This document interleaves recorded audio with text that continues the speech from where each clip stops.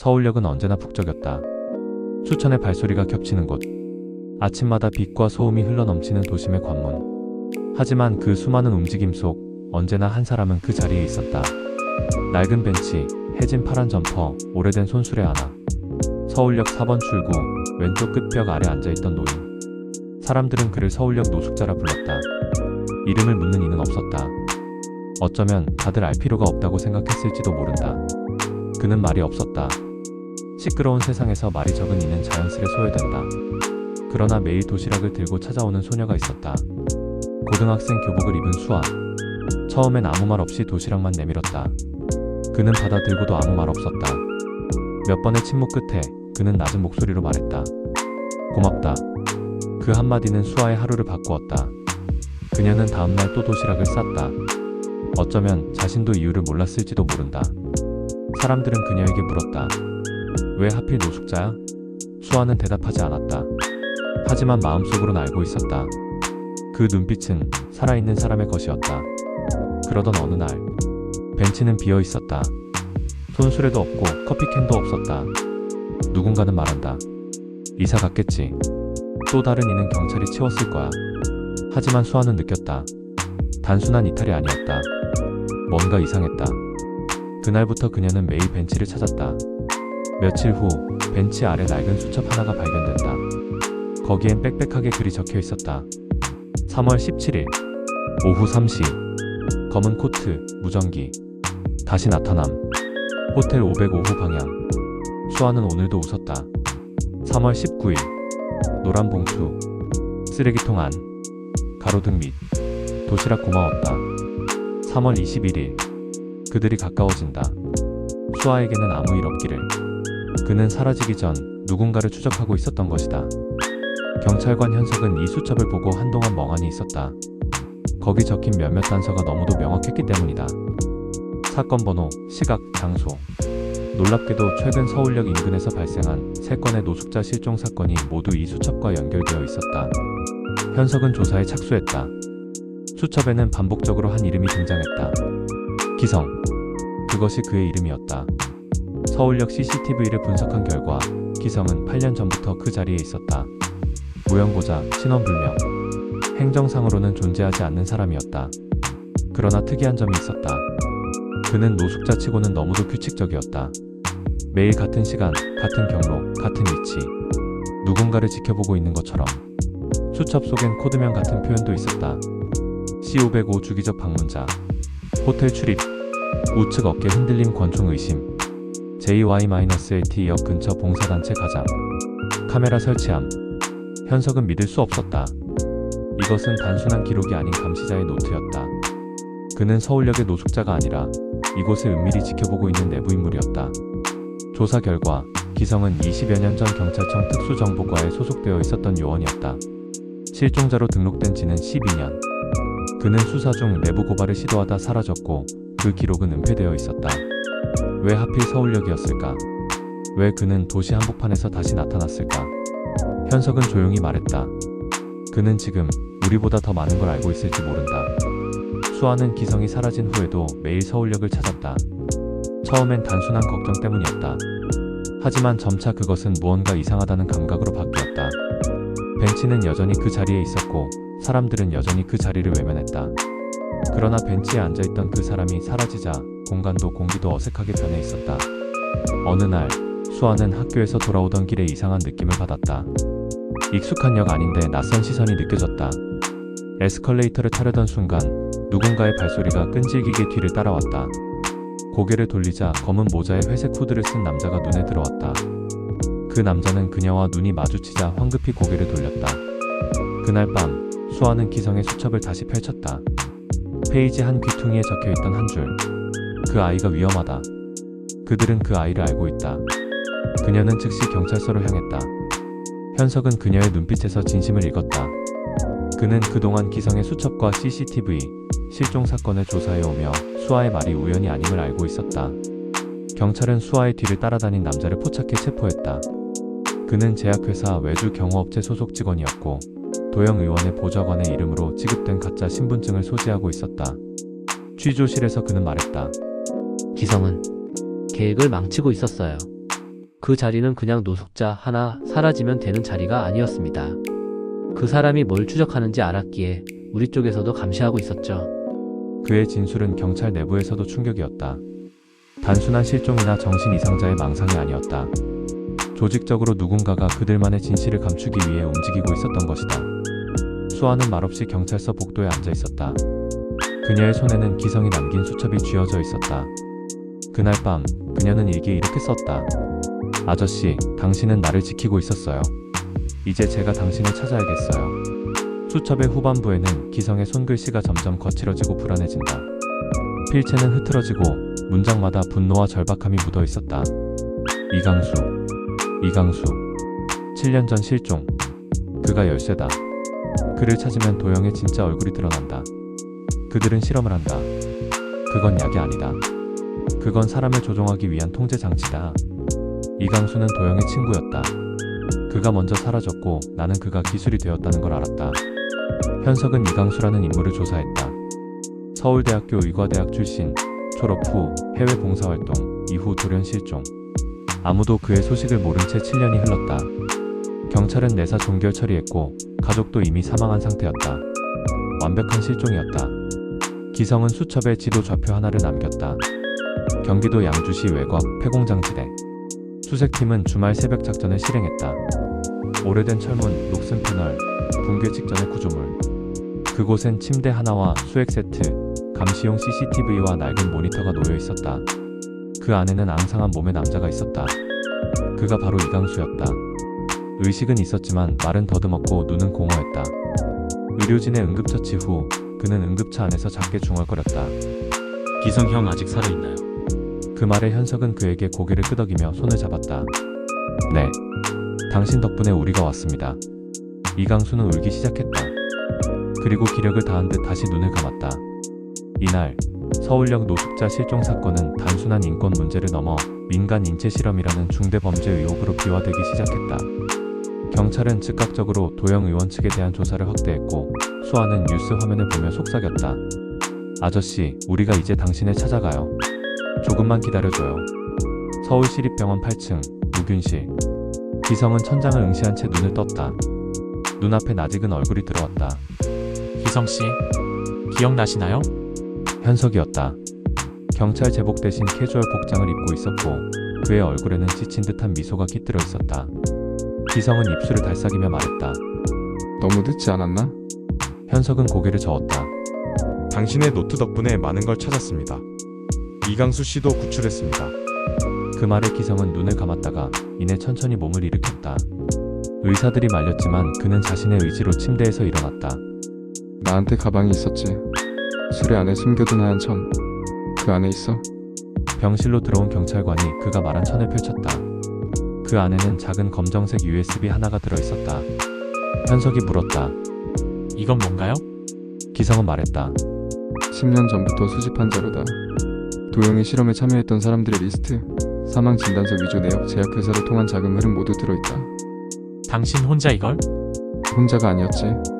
이강수가 있었다. 그리고 지금은 내가 있다. 현석은 잠시 침묵했다가 USB를 노트북에 연결했다. 그 안에는 폴더 수십 개가 정리되어 있었고 각 폴더 안에는 환자 기록, 내부 보고서, 도영의 서명이 찍힌 계약 문서들이 정리되어 있었다. 기성은 단호하게 말했다. 세상에 보여줘야 해.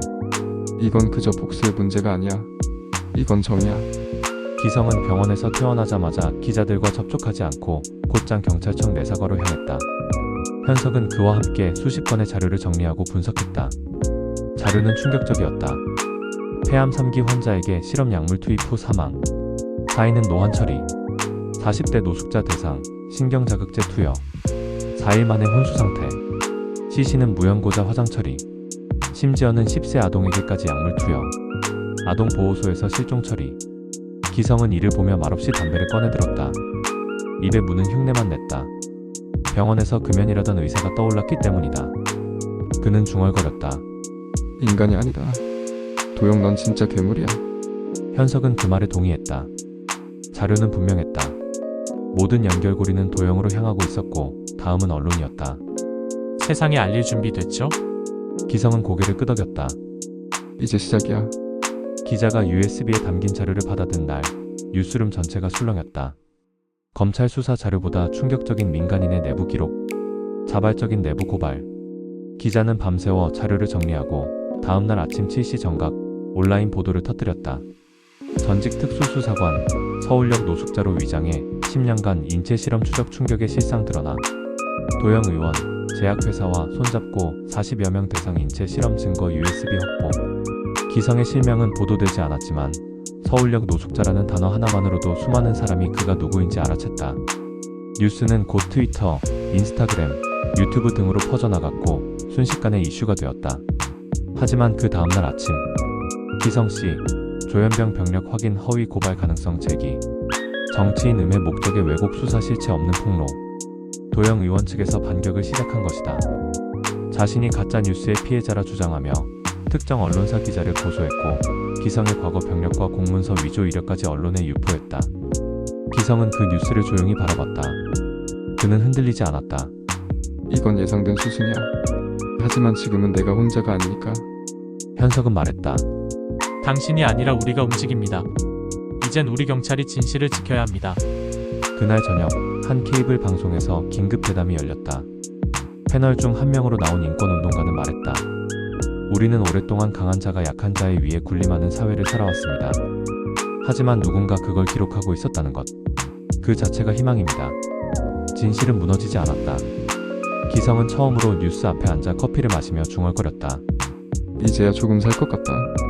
진실은 때때로 가장 가까운 사람의 입에서 드러난다.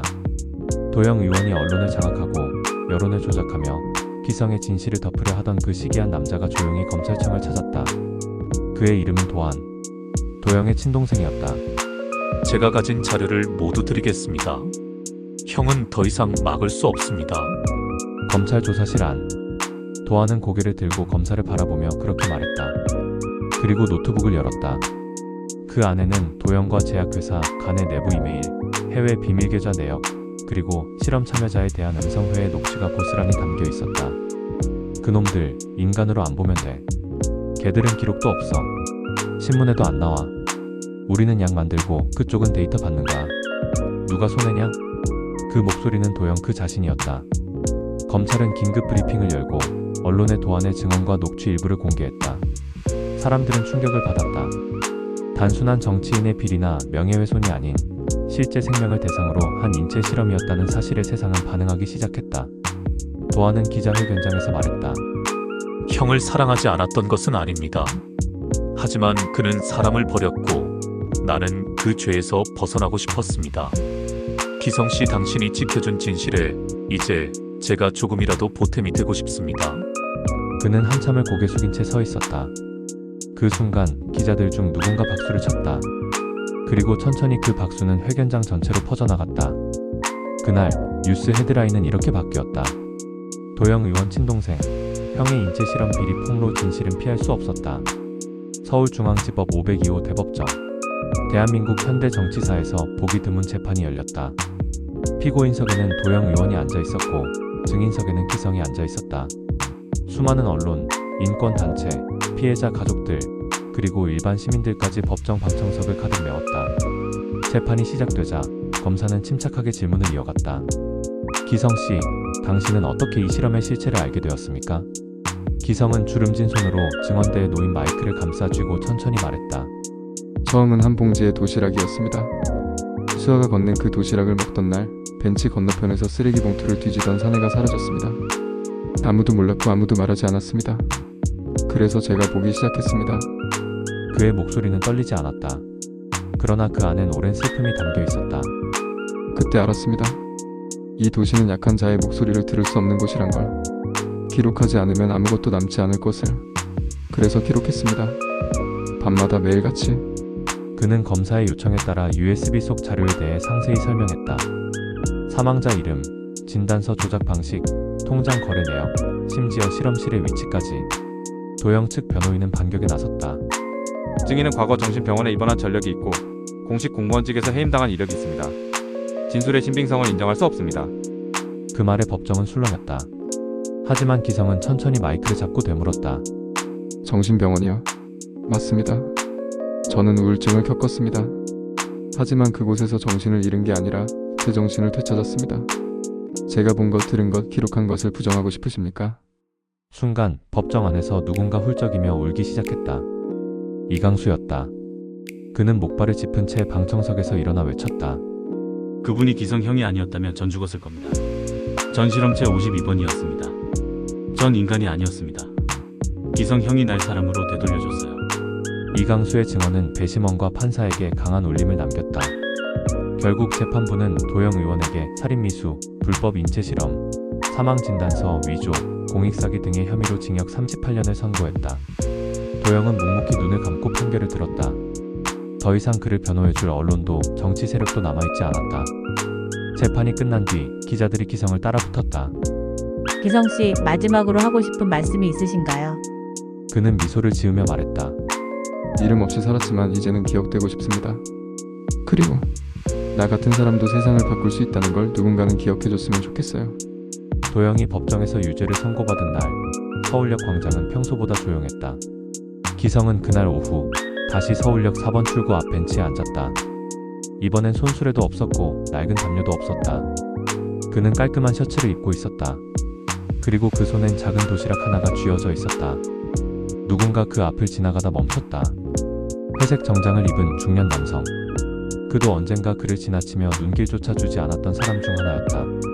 그는 어색하게 말을 걸었다. 여기 예전에 노숙자 한 분 계셨던 자리 아닌가요? 기성은 고개를 끄덕였다. 그 사람이었습니다. 남성은 당황한 듯 눈을 깜빡이다가 고개를 숙였다. 죄송합니다. 저는 그저 그분이 여기서 뭘 하고 있었는지 몰랐어요. 몰라준 게 아니라 알고 싶지 않았던 거죠. 기성은 말끝을 부드럽게 마무리했다. 하지만 괜찮습니다. 저도 이제 괜찮습니다. 그의 말에 남성은 자리를 떠났고 이내 초등학생쯤 되어 보이는 아이가 기성에게 다가왔다. 옆에 앉아도 되냐고 묻는 아이. 기성은 고개를 끄덕였다. 물론이지. 여기 좋은 자리야. 그날 이후 기성은 매일 벤치에 앉았다. 서울역을 오가는 사람들은 점차 그를 알아보기 시작했다. 누군가는 도시락을 건넸고 누군가는 따뜻한 커피를 놔두고 갔다. 그리고 누군가는 그냥 조용히 옆에 앉아 바람을 맞고 갔다. 그는 이제 관찰자가 아니었다. 그는 이 도시가 품고 있는 온기 그 자체였다. 수아는 이제 대학생이 되었고 사회복지학과에서 인권정책을 전공했다. 매주 토요일마다 서울역 노숙인 쉼터에서 자원봉사를 했고 기성과 함께 만든 이름 없는 사람들이라는 프로젝트를 운영했다. 그녀는 인터뷰에서 이렇게 말했다. 기성 아저씨는 저를 바꿨어요. 사실을 마주할 수 있는 용기를 준 사람. 그분은 누구보다 따뜻한 사람이었고 세상을 향해 가장 조용하게 외치던 분이었어요. 서울역은 여전히 복잡했고 여전히 냉정한 사람들도 많았지만 그 벤치만큼은 이제 누군가를 기다려주는 자리였다. 기억은 시간이 지나도 사라지지 않는다. 그저 조금씩 흐려질 뿐 중요한 사람은 마음속에 선명히 남는다. 서울시는 역 앞 인권 프로젝트를 기획하며 서울역 광장에 조형물을 하나 세웠다. 이름 없는 벤치. 그 위엔 단순한 구리판 하나가 얹혀 있었고 그 안엔 이런 문구가 새겨져 있었다. 그는 이름 없이 존재했다. 그러나 그는 누구보다 깊이 우리를 지켜보고 있었다. 가장 낮은 곳에서 가장 큰 진실을 껴안은 사람. 기성은 이 조형물 제막식의 모습을 드러내지 않았다. 그는 늘 그랬듯 조용히 한켠에서 지켜보고 있었다. 수아가 대표로 무대에 올라갔다. 그녀는 기념사를 대신 읽으며 울컥한 목소리로 마지막 구절을 읊었다. 그는 우리의 거울이었습니다. 우리가 외면했던 진실, 우리가 놓쳤던 사람, 우리가 되찾아야 할 사람. 사람들은 박수를 쳤고 하늘은 잔잔한 흐림이었다. 마치 그 사람의 눈빛처럼 조용하고 단단한 흐림. 그날 밤 서울역 4번 출구 벤치 앞엔 한 남자가 조용히 앉아 있었다. 기성이었다. 그는 두 손을 무릎에 얹은 채 눈을 감고 있었다. 누군가 옆에 와서 조용히 앉았고 그 옆에 또 누군가가 앉았다. 아무 말도 없었지만 그 자리는 이제 외롭지 않았다. 기억은 말보다 더 오래 남는다. 그리고 그 기억은 누군가의 마음을 바꾸고 또 누군가의 인생을 바꾼다. 기성은 조용히 눈을 뜨며 말했다. 이제는 내가 사라져도 되겠지. 그리고 그는 일어섰다. 벤치는 여전히 그 자리에 남아있었다. 그 자리는 더 이상 그만의 자리가 아니었다. 그 자리는 기억의 자리가 되었다. 이야기는 여기서 완전히 끝이 납니다. 그러나 그가 남긴 기억은 우리가 다시 세상을 바라보게 합니다.